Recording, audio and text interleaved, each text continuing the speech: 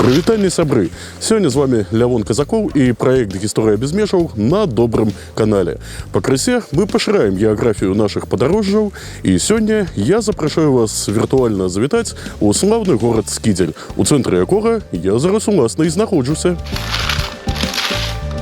Сёння гэта можа быць і не самы вялікі, але вельмі значны прамысловы цэнтр гарадзеншчыны. Адных толькі заводаў у Скідзелі налічваецца некалькі штук. Між тым, горадам Скідзель стаў не так ужо і даўно, у 1974 годзе, а дагэтуль ён прайшоў доўгі і пакручасты шлях беларускае мястэчка. Вось пра яго зараз і паразмаўляем.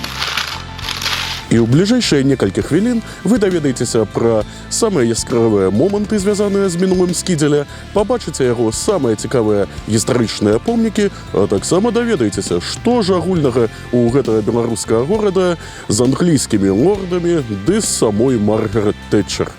Заставайцеся разам з намі.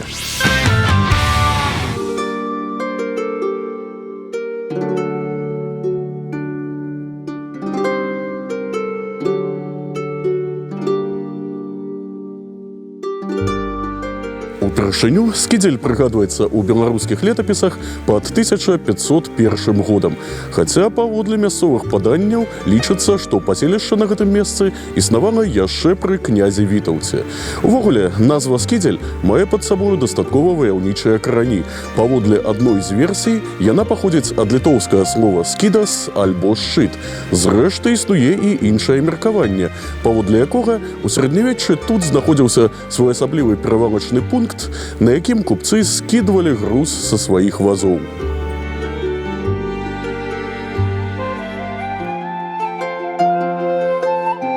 Другі варыянт таксама цалкам мажлівы, бо Скідзелю вельмі пашанцавала са сваім размяшчэннем. Ён знаходзіўся акурат на перакрыжаванні шляхоў, якія вялі з Ліды і Ваўкавыска ў гародню. Таму грэх было не зрабіць на гэтым месцы нейкі рынак, што, ў прынцыпе, і зрабіў 27 ліпеня 1644 года кароль Рэчы Паспалітай Жыгімонт Ваза. Да гэтага дня Скідзель быў звычайным паселішчам альбо дваром, спачатку ва ўладанні вялікіх князёў літоўскіх, ну а потым у магнатаў радзівілаў. Ну а 27 ліпеня 1644 года Скідзель стаў мястэчкам. Каралеўскі мернічы Войцах Пуцілоўскі урачыста нарэзаў зямлю пад рынак, а таксама пад 100 участкаў для жыхароў, якія вызваляліся ад падаткаў ажно на 4 гады. Пры гэтым у мястэчку 2 разы на год мусілі праводзіцца буйныя кірмашы, ну а 2 разы на тыдзень лакальныя, мясцовыя. Здавалася б, жыві ды багацей у мястэчку, але не ўсё было так проста. 18 стагоддзе для Скідзеля не задалося з самага пачатку. Ужо ў 1706 годзе яго спалілі войскі шведскага караля Карла XII. Ды і далей, чужынцы гулялі па гарадзеншчыне як у сябе дома, што не надта спрыяла захаванню гістарычных помнікаў. Але сёе-тое дайшло і да нашага часу.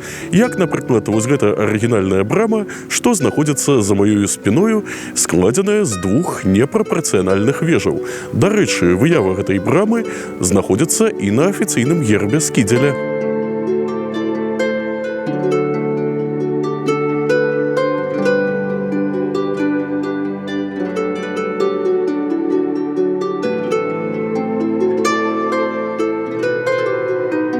Брама гэтая знаходзіцца ля ўваходу ў парк, які быў пасаджаны яшчэ ў 19 стагоддзі вакол сядзібы князёў чацвярцінскіх, новых уладальнікаў мястэчка.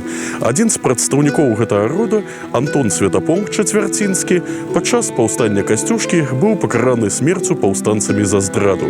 Але пасля таго, як паўстанне было задушана, і адбыўся трэці падзел Рэчы Паспалітай ў 1795 годзе, з лёгкай рукі Кацярыны II Скідзель быў падараваны удаве гэтага князя з простым беларускім іменем Калет.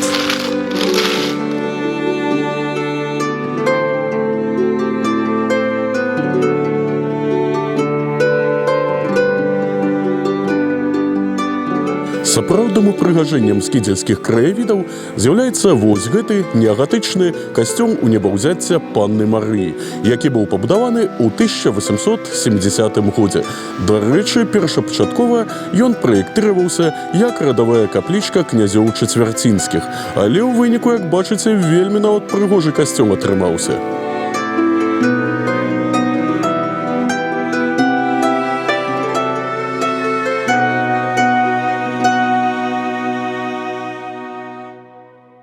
Вось такое атрымалася падарожжа па Скідзелі, і засталося толькі высветліць, што ж агульнага ў гэтага беларускага горада разам з туманным Альбіёнам, сэрамі, пэрамі ды самой Маргарет Тэчар. Адказ на гэтае пытанне дастаткова просты. Славуты брытанскі эканаміст лорд Роберт Скідзельскі оф Тінтон. Не сакрэт, што войны і нягоды мінулых стагоддзяў раскідалі шматлікіх нашых суайчыннікаў па самых розных краінах свету. Вось аднаго з іх, купца Льва Скідзельскага, занесла ажно ў самы Кітай.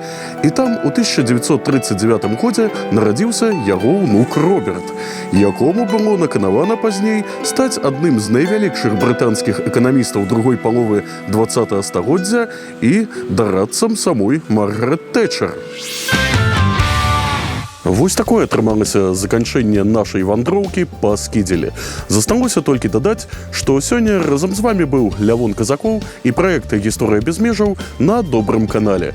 Чакайце нашых наступных відэа, ну а калі вам спадабаўся гэты ролик, не забывайце паставіць лайк і падпісацца на наш канал. Да наступнай сустрэчы!